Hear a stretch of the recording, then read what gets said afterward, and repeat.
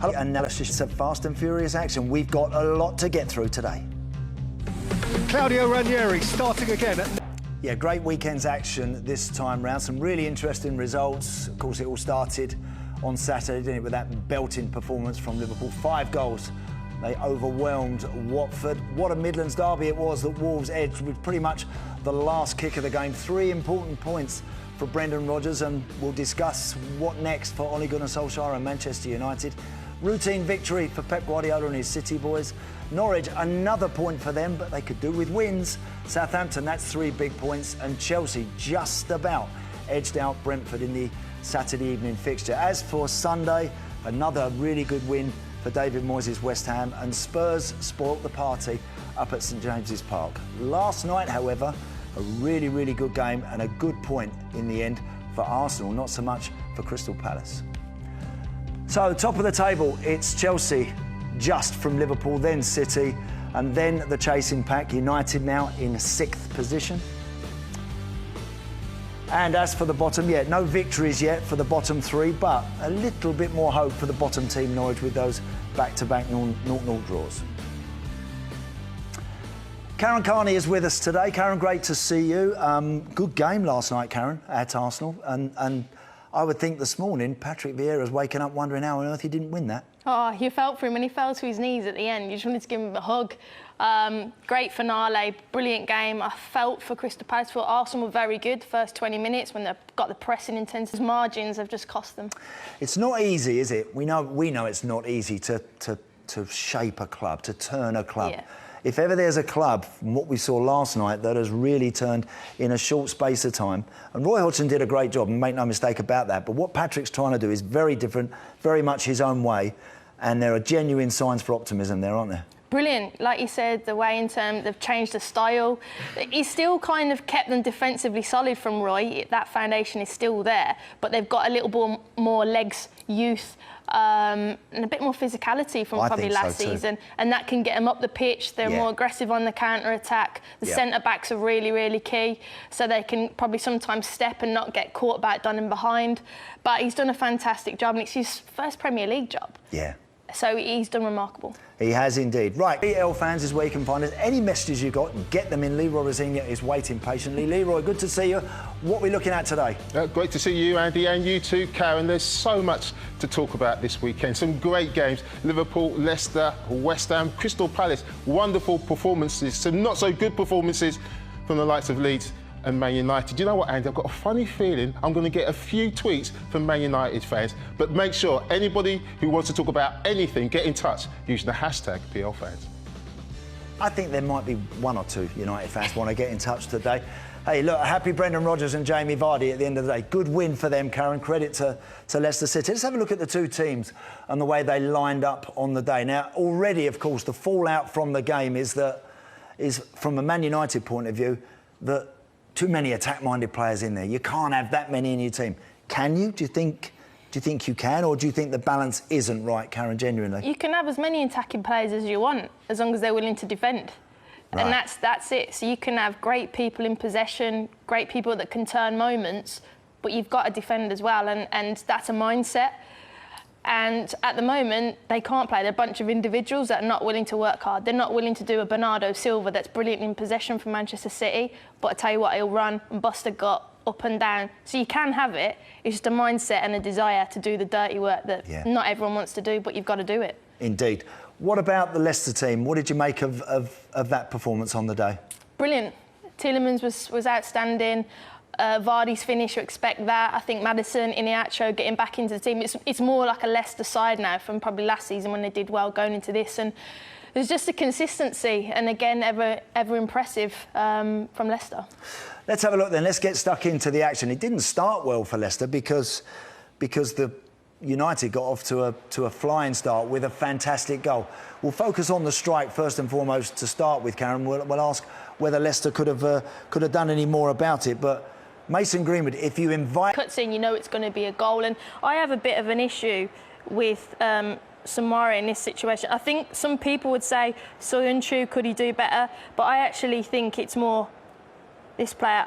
I know you're going to talk about Castagna, but as soon as Greenwood cuts in, He can read that. As soon as he cuts in, I think he can get out to the ball a little bit quicker, or even just to slightly move a yard that way, just to try and help his teammate out. Because I know you were keen to talk about Castagna as to why he might have brought him in. Yeah, we'll see. We'll focus again once more on the strike, and then we'll have a look at it again. Brilliant strike from Mason Greenwood. I just wondered whether or not Castagna's first thought was, his very first thought, I'm going to show him into traffic. Maybe because he can't get quite close enough. He's got Aaron Wan-Bissaka behind him. Maybe he's concerned of a little ball down the line, perhaps. But I, like you, I'm thinking to myself, I like a fullback sometimes, Karen, to try and boss this man on the ball and to say, I'm not going to allow you to travel in. I don't want you to travel in here. Now, I'm not sure whether Castagna could actually do enough about it. He's trying to get there, and he's always showing him onto it, allowing him, put it that way, to go inside on his left foot.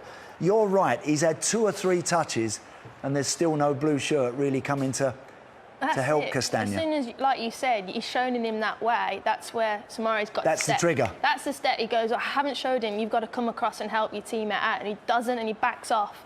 And as you're going to... Oh, the dream start against a Leicester team that haven't been playing so well, against a Leicester team that's been a little low on confidence. That's absolutely the perfect tonic for Manchester United. Yes, with all those attack-minded players, they've got something to hang on to. Why, Karen, did they not then go and boss the game, control the game, dominate the game? I think you have to continue with the good start. You don't back off, and you don't change what's got you that lead, that intensity, that start. For me, then they just backed off, and then they allowed Leicester to get into the rhythm, which we'll talk about later on. But they kind of changed, whether it's a bit of arrogance, I don't know.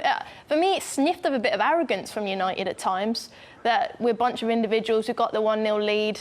We probably expect to beat Leicester. Well, no, Leicester are a very, very good side. So I thought it was a bit of arrogance to him. Yeah.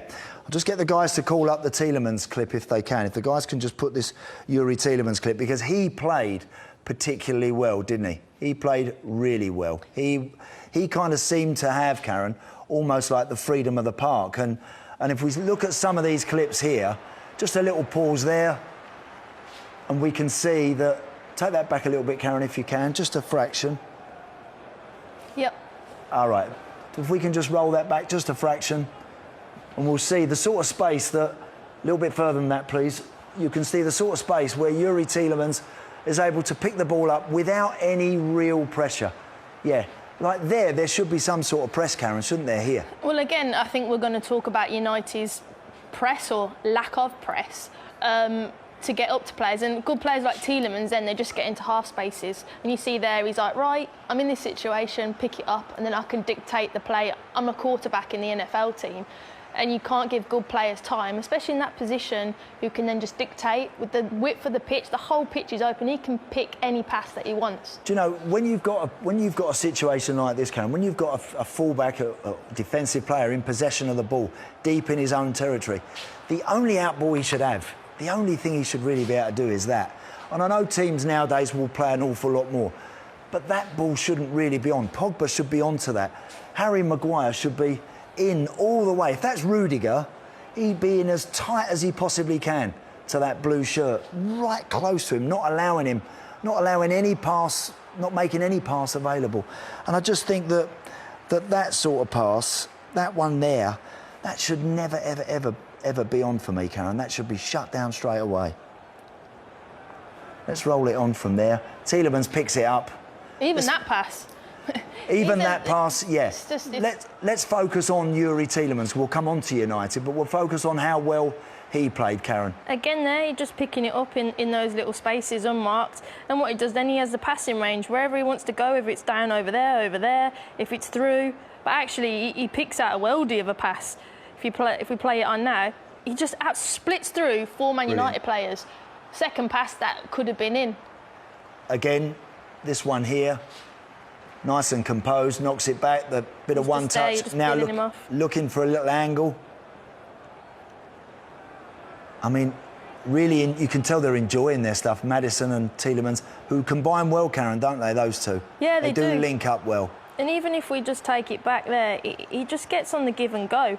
and then he's just broken lines as well. And He this has. is Tielemans. We saw him earlier in like what I called the quarterback position. Yeah, now when he's here. Yeah, and now he's going, well, I'll run you the other way. He's the all-round Now midfielder. he's in the 10. Yeah. He's just very intelligent. So if he wants to play deep, he will. If he wants to get on a give and go, yeah, I will. If I want to go forward, Yep. great lines. He can do that, absolutely he can. Yeah, we know he can shoot as well. I mean, we'll come on to his goal in a moment, but we know that he can hit them, and he can hit them well from distance, that's for sure. Again, far too easy, but there looked like a lot of room for good footballers like Maddison, in particular Tielemans, to enjoy and to play in. This one, very, very close, could very easily have ended up in the back of the net. And then when they did press Leicester, they did it with a little bit of intent, didn't they, and a bit of spark.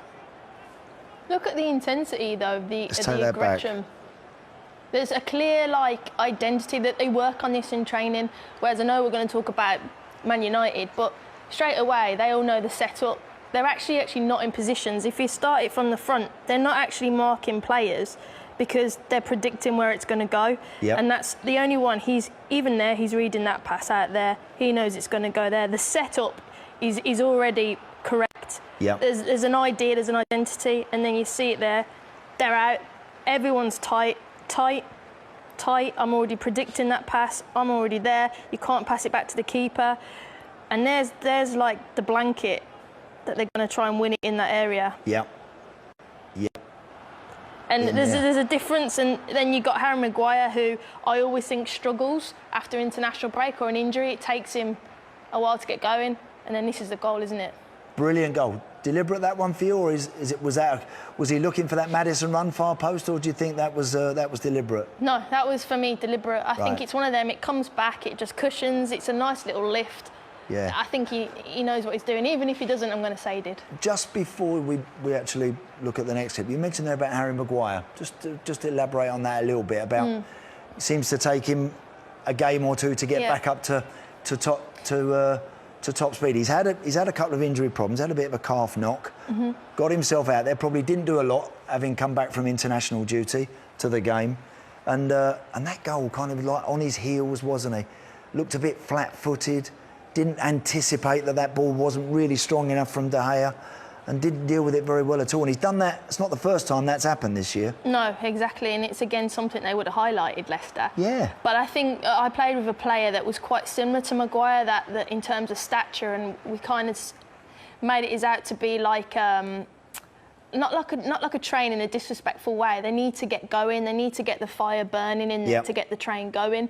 And I think he's a slow burner. He needs that time to build up. Yeah. And when you're thrown in against someone like Leicester, we're going to pressure, we're going to start up with... It's quite difficult to get back into it, because I do think he's key for Man United. Yep. And you saw him in the Euros. When he's got that game consistency and he's up to that level, it just takes him time. But there's no time for Man United. You can't just be thrown in the Premier League. Very so I'm true. not saying he's not outstanding. No, but... And I think he's just not up to the races at the moment. Yeah, and maybe no Varane as well. Who knows whether that affected him. Yuri Tielemans does great again here, doesn't he? In pinching that ball there, Karen. Pinches that ball away from Matic and Pogba, who was static on the day, Paul Pogba. But again, I like the fact that now, when he's in this position, if we move it along slowly, once he gets here, he's got options either side, but he's not afraid to take the shot, take the responsibility. I mean, it's great movement, actually, from Vardy as well, and here as well, because it kind of pulls it so it allows the shot to happen for him. Yep. So again, very unselfish from Leicester, and you're right, he's not afraid to take the shot, and look, it's a great save. Stunning save. To take the shot, and he's probably going, I should have scored that, but it's a great save. OK, so brilliant effort from Yuri Tielemans, who was truly excellent on the day. We then had this frantic finish to the game, this crazy finish to the game, where Leicester must have thought they've won it, and then they must have thought they'd thrown it away, and then they got it again. It was bizarre, really, what happened, Karen, wasn't it? But we'll start it here with this corner, and this was the Soyuncu goal. And what United here, I just felt, even looking at this, Karen, straight away, I see all these red shirts, they're all focused on the ball. Even just standing there, we've got Ayoze Perez and we've got Jamie Vardy, either side of Cristiano Ronaldo. Surely there needs to be another red shirt keeping tabs on one of those two guys. I mean, it doesn't actually drop necessarily to one of those two guys, but they look like they heavily front-loaded here, don't they? All the focus is on this area, and if anything did find its way towards the back post, which actually it does, they might be in trouble, and that's what happens if you roll it on. Well, you know what they are in this here. They're your zonals. They're your three big headers, and they're saying everyone else pick up, block, and mark, but you expect Ronaldo, Maguire, and Wan-Bissaka. Any ball goes into that area, they're free then to attack. Yeah. But the rest of it, everyone else has got to do the job, but if it goes in those areas, you've got to attack it. So Maguire does go up and head it, but they're all completely switched off. Yeah.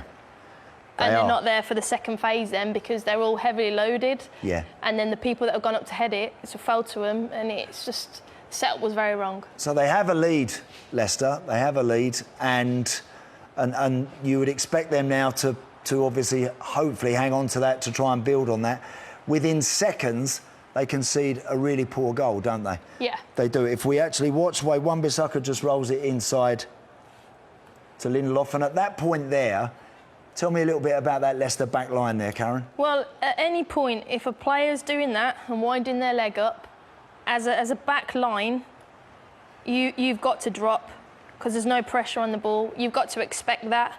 And straight away, all the players aren't even looking at that. Yes, they're looking at the player on the ball, but you can look and you've got to drop. You've got to assess. He's going to go long, so you give yourself that little bit of time or space, or even the two players on the wide. Check your line. Are you in line? Yeah. And they don't, and it's just the line's not quite right. The line's not good. No, Soyuncu's the deepest man on this left side, so therefore a clever run from Marcus Rashford, and he's always going to be getting in, and it's a really good ball. It's a basic run, it's a touch, and it's a great finish. It's a great finish. It really is. Now, at this point, because we know what happens next, we know that within seconds again, Leicester score once more. So we're going to look at the reaction, Karen. So when you've just got back to 2-2, late in a game, so what's the sort of stuff that's going through your mind? What are you saying to each other out there now? Well, I'm saying we're back in the game, but we're also at your most vulnerable because everyone's thinking we're back in the game, we're high as a kite. So you need your senior players to manage, like a Maguire to get them in, structure, talk to players, be just defensive solid just in this opening 2 minutes because you're at your most vulnerable to concede. Yeah, just have a little focus on Aaron Wan-Bissaka. Look, he's not the only one. There are other United players clearly here, but I just think, when I'm just watching the right back now, he's standing, he's not really aware of what's going on. Everyone is waiting for the game to restart. It's like a big sigh of relief from the United boys. We're back in it. Watch. Not really that much movement. And then makes that decision, Karen, to go flying out there now. Now, surely as well, when you've just got back to 2-2, one thing's if you're going to make that decision to go flying out towards the ball, surely you stand there, don't you? Don't you go there and just stand? Don't you go there and just say, one-on-one, there are very few better one-on-one defenders in the country than this young man, and yet for some reason, he commits to a challenge and goes to ground. Yeah, it's really unlike him, because even if you go back slightly, his decisions from that... Now, in the clip for the goal for Greenwood, I mentioned about winding their leg back. Yeah. Football is about cues, so you have to read the cues. So straight away, the ball goes back. There. He's winding his leg in. Here. So you're thinking, here's my cue as a defender. So Wan-Bissaka, you've got to be switched on. You know the ball is coming in your area. So straight away, adjust your mindset, and he doesn't. He gets it wrong. Or even, Karen, just before you roll it, sorry, just pause that there. Even a shout here. Exactly. Get yourself back in. Mindset. Just something where you can just maybe just try and eliminate a little bit of danger. And I just feel for Aaron Wan-Bissaka, that's a... But he can get out there quicker or read it. Don't commit. To do that was a poor decision right now. So don't compound the poor decision. That one wasn't a good one. Now we need others to make good decisions. McTominay here, I think, Karen, doesn't really do enough, does he? No, and as a wide player, I'm always told, get myself into the penalty area, and what he does, he backs off McTominay, because again, I'm in control. As soon as I go in and I'm Perez in the penalty area, I've got you now, because you can't touch me because it's a penalty. And then there's just another a bunch of mistakes that we're looking to. In particular, again, hate to dig him out, but Maguire. Yeah. Well, we will do, right. Brilliant finish from Jamie Vardy, but we'll watch it again from this angle. So we'll let it run right the way to the point of the strike of the goal. But this is what Wan-Bissaka, he's laboured, get out to the ball or drop, and then he makes a silly mistake, and that's why I kind of said earlier, the arrogance a little bit. Yeah. Because he can't be fatigued. So now I'm just going to focus on Harry Maguire here and Jamie Vardy. Now, in that situation, Karen, looks to me like he's in a good position to potentially handle if Jose Perez gets it here, crosses it across. That's what Harry Maguire's worried about, isn't he? He's worried about the gully along that 6-yard box. That's the one that he's concerned about. But he's favourite to get there. He's always favourite to get there. And this is really interesting, the amount of times players do this, Karen, when if you walk Jose Perez on a little bit, and Harry Maguire's still got him, and then just now, Harry Maguire now feels vulnerable because he stepped out to mark the player. There's no one there to apply a finishing touch. There's nobody there, but because he's left that gap, he now feels vulnerable, decides to go back in, and Jamie Vardy finishes that brilliantly. A gully available, and they think, I've got to get in there. I've got to go and jump back into that gully, and it's a huge mistake. So he should have. What would you have wanted him to do in that? Mark Jamie Vardy. Yeah, just stay with Jamie Vardy, and then someone else will see the gully. Luke Shaw will see the gully and think, I better get in there. Stay with Jamie Vardy.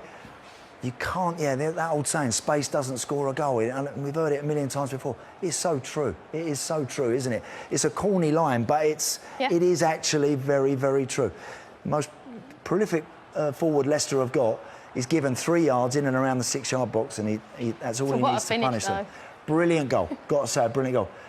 Tell us a little bit about this one, Karen, the fourth goal. Messy, scruffy, the sort of goal that when you're not playing well, you concede. I think, again, everything about Man United just summed up a lack of concentration, lack of leadership.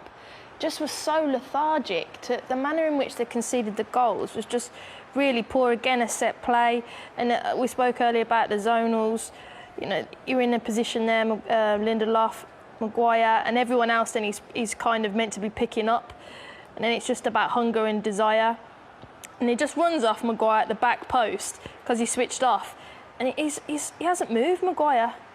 He's literally been like... Hardly reacted, yeah. Well, he must be... I mean, again... Just peels off him. He'd run it slowly just because he's like there, that little yard, and he just gets himself the simplest of goals. Can I ask you, Karen, do you... And again, with regards to what we're seeing here, there are a lot of individual mistakes. There's a lot of poor mistakes United are making. But does that now... Are we now starting to really feel that this is emanating from the top, that Ollie hasn't really got this group of players ruthless enough with their out-of-possession stuff, with their defensive stuff? Are you starting to feel now what everyone's been saying all weekend, that can Ollie actually drag this sort of stuff out of his players? Can he make them better in this respect? What I do always think about Ollie is when he's against the ropes, he always comes out with a knockout punch, and he's done it time and time again, and he's got a big week, Champions League and then Liverpool. So I think I'd like to see a better response, because that for me is horrendous display, because it's basics. A basic to get up to ball, a basic to be organised, and a basic to have desire to defend set plays. Yeah. It's not like they've been outplayed. Leicester are a really, really good side, but they're fundamentals. And if you want to win a Premier League, you can't. A Liverpool wouldn't do that. A City wouldn't do that. A Chelsea wouldn't do that. So if they've got any aspirations to win the Premier League, those fundamentals have got to be better. And I'm sure Solskjaer has to fall on him, but he has other staff, and also players have got to look at themselves as well. Very good point, very good point. Right, time now for Leroy's lecture. Leroy, I know that you've been focusing on the defensive work, not only from those guys at the back, but also the forward players and their responsibilities as well. Yeah, absolutely, Andy. I've spoken about it a lot, how important it is for centre forwards or strikers to come back and defend properly. And I've got some examples of good and bad. I think we'll start with good. And this is Everton. This is Calvert-Lewin. I know he's out injured at the moment, but this is a really good example. And I just want you to look at the setup of this free kick. The free kick is out wide. It's a wide free kick. And what I really like about it is that in front of him, I'm just going to highlight, Yerry Mina, is one of the biggest lads in the side, but Everton are a big side, so they can afford to do that. And what I like at the near post, you just saw Man United had Bruno Fernandes at the near post. What I like about Everton is they try and put the biggest man they can in that near post area. The reason for that is, as a centre forward, and this is Calvert-Lewin there, just behind him, what you want is them, if it's going to miss the first man out, it's got to be high. She can go. Because we hear he hasn't missed the first man, They usually miss the first man out when it's someone who's not big enough. Do you know, Leroy, Chelsea always used to put Drogba in at the near post. And sometimes there'd be bigger guys unmarked, but he'd be standing there, and you're right. If you can beat me with it, you've done well, because I'm going to head it away. That's what he used to do. Psychologically as well, as a taker, you're like, oh, I've got to beat you. Exactly. And if it does go far post, it gives the keeper time to come. It gives you time to go and attack the ball as well. I'm just going to play this through slowly, because as you see, again, concentrate on Calvert-Lewin and Mina. And as I play it through, I'll just play it through slowly. As it goes in the box, see Mina goes to the first one, goes over his head, and Calvert-Lewin contests that second ball. Brilliant, fantastic defending. We'll go into the second one now. I'm going to pause it now. This is the other centre forward here, Lukaku. Now, everybody criticises Lukaku, but he's one of the best defensive centre forwards in the league. I want to play it through slowly because he only wins the ball once in this run, but watch his movement and how he adjusts himself. I'm going to play it through. I'll play it through slowly now. Watch how he gets back on the line. Now you see him coming back out. You see his movement to the ball in relation to the ball, on his toes, first back post. He's ready, sideways on, wins the header. Ball's headed out. Now he's still moving. Now he's moving again. Drops back, and the ball's cleared. That is great work. That is great defensive play. I'm going to pause it now. Now compare this to Ollie Watkins. And again, I'll play it through slowly. And as we play this through, the ball's cleared. That's Danny Ings, I think, the first one. Danny Ings is here. This is Danny Ings who's coming out. He's won the ball. This is the man I've got the problem with here. Okay. Danny Ings comes out. That's what centre forwards do. He can't affect that ball. And so I would say to him to just hold his position and allow this player to have a touch to give people time to set themselves in the box. Because what forwards want is to come in early. What defenders want is him to have a touch. Because you can see Tyrone Mings there with his arms out, Leroy, look, in the middle of that 6-yard line. He's trying to organise now, isn't he? Exactly. He's trying to get everyone right, get everyone set. And the more time they have to get everybody set, the best chance they've got of defending it. Goals come off a run of attacks, not just the first attack. Always come off a run.